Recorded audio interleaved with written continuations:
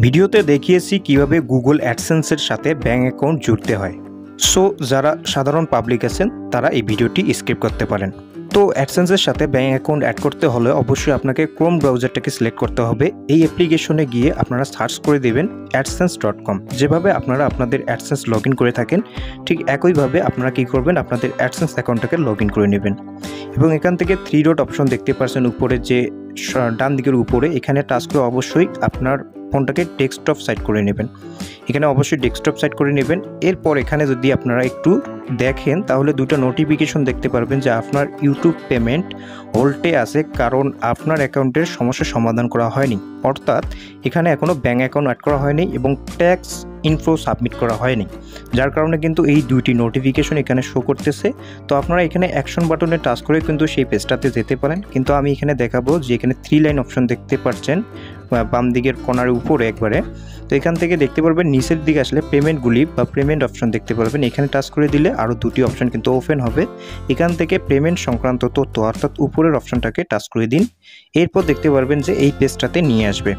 এখানে আসার পরে আপনারা লক্ষ্য করলেই দেখতে পারবেন আপনাকে কিভাবে পেমেন্ট করা হবে। এখানে আপনাকে একটা পেমেন্ট পদ্ধতি যোগ করতে বলছে। তো এখান থেকে আমরা আসলে আমাদের ব্যাঙ্ক অ্যাকাউন্টটাকে অ্যাড করব। তো এখানে দেখতে পাচ্ছেন পেমেন্ট পদ্ধতি যোগ করুন, এই অপশনটাতে আমরা টাচ করে দেব এবং এখান থেকে আমাদের ব্যাংকের যাবতীয় তথ্য কিন্তু এখানে একটা ফর্মে সাবমিট করব। তো এখানে টাচ করে দিলে কিছুক্ষণ লোড নেবে। এরপর দেখতে পারবেন একটা পেজ নিয়ে এসেছে। এখানে দেখতে পারবেন দুইটি অপশন দেওয়া আছে।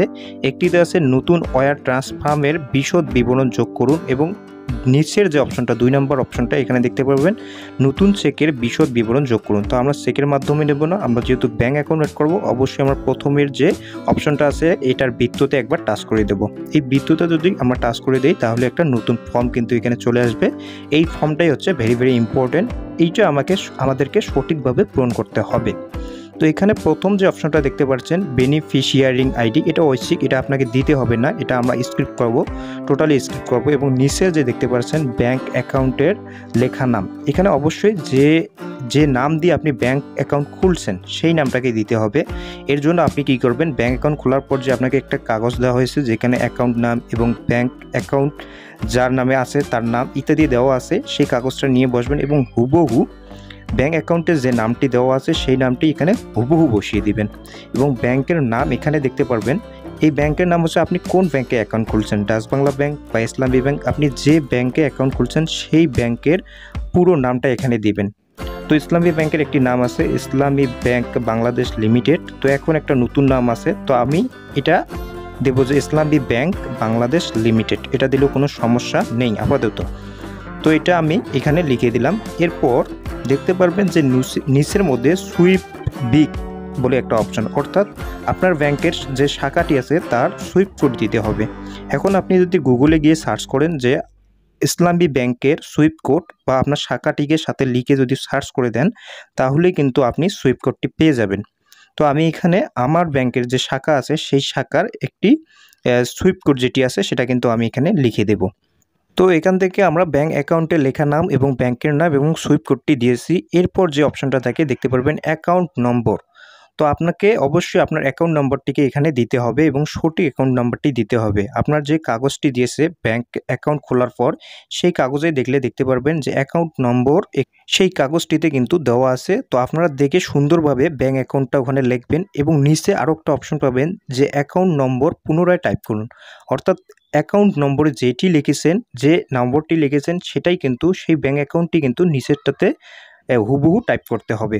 তো দুইটাতে একই ব্যাঙ্ক অ্যাকাউন্ট, অর্থাৎ আপনার যে ব্যাঙ্ক অ্যাকাউন্ট নম্বরটি আছে অ্যাকাউন্ট নম্বরেও দিবেন এবং পুনরায় সেটা টাইপ করে দেবেন। এরপর দেখতে পারবেন যে নিচে একটি গোল, এখানে একটা টিক তুলে দেবেন যে প্রাথমিক পেমেন্ট পদ্ধতি হিসেবে সেট করুন। এখানে যদি টিক মার্ক না থাকে অবশ্যই এখানে একটা টিক মার্ক তুলে দিবেন। তো অবশ্যই আপনি ভালোভাবে চেক দিয়ে নেবেন যে নাম ঠিক আছে কিনা। তারপর এখানে সেভ করুন অপশন দেখতে পারবেন, এখানে টাচ করে দিয়ে সেভ করে দিবেন। বাস অ্যাড হয়ে গেল কিন্তু আমাদের ব্যাঙ্ক অ্যাকাউন্ট।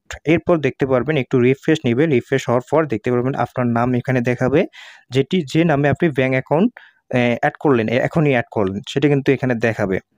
এরপর যদি আমি ভালোভাবে আপনাদেরকে দেখাই, আমার রিফ্রেশ করে আপনাদেরকে দেখাই, তাহলে দেখতে পারবেন এখান থেকে ব্যাঙ্ক অ্যাকাউন্ট অ্যাড হয়েছে কিনা সেটা এখান থেকে দেখতে পারবেন, এবং ব্যাঙ্ক অ্যাকাউন্টের কোনো কিছু ভুল হয়ে থাকলে সেটাকে এখান থেকে সম্পাদন করতে পারবেন এবং এই ব্যাঙ্ক অ্যাকাউন্টটি কিন্তু সরাতেও পারবেন। তো এইভাবে ব্যাঙ্ক অ্যাকাউন্ট অ্যাড করবেন।